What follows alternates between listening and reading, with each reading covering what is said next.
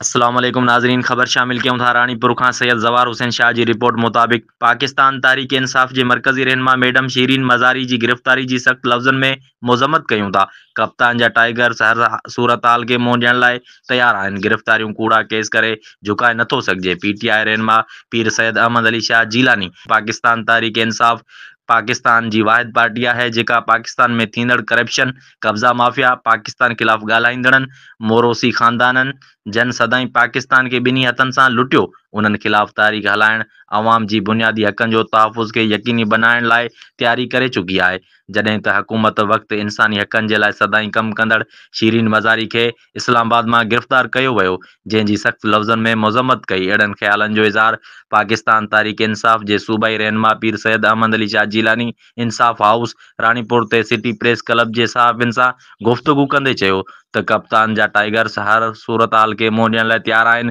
गिरफ़्तारियूं कूड़ा केस करे कप्तान जे टाइगर्स खे झुकाए नथो सघिजे। जॾहिं त शीरीन मज़ारी खे फिलफोर रहा कयो वञे, जॾहिं त पाकिस्तान तहरीक इंसाफ़ जे अॻवान आलमगीर ख़ान सहाफ़ी अरशद ख़ान मथां मुख़्तलिफ़ केस दाख़िल करण जी मज़म्मत कयूं था। अफ़वाह कागजात से नामजदगी लोगों के रिजेक्ट कर रहे हैं, लोगों को डराया धमका जा रहा है।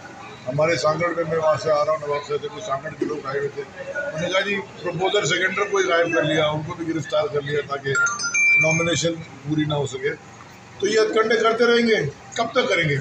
ये बिल्कुल उस वक्त होती हैं चीज़ें जब किसी का आखिरी दौर रह गया होता है ना, गिरने वाला होता है, तो वो हाथ पैर जैसे बिल्ली नहीं कोने में हाथ पैर पंजे मारती है निकलने के लिए, ये अब वहाँ है। तो फिक्र नहीं कर रहे हैं, इंशाल्लाह ये इनका और ये जो बल्दियाती इंतखाबात है ना, ये इम्तिहानी इब्तिदा है। ये इब्तिदा है, पूरे सिंध में हमारे लोग खड़े होंगे और पूरी तंजीम हमारी अब इसमें भी जीतेंगे इंशाल्लाह अक्सर जगहों पे। लेकिन ये मैं आपको बता रहा हूँ कि अगली हुकूमत सिंध में तरीके से इंशाल्लाह। Thank U.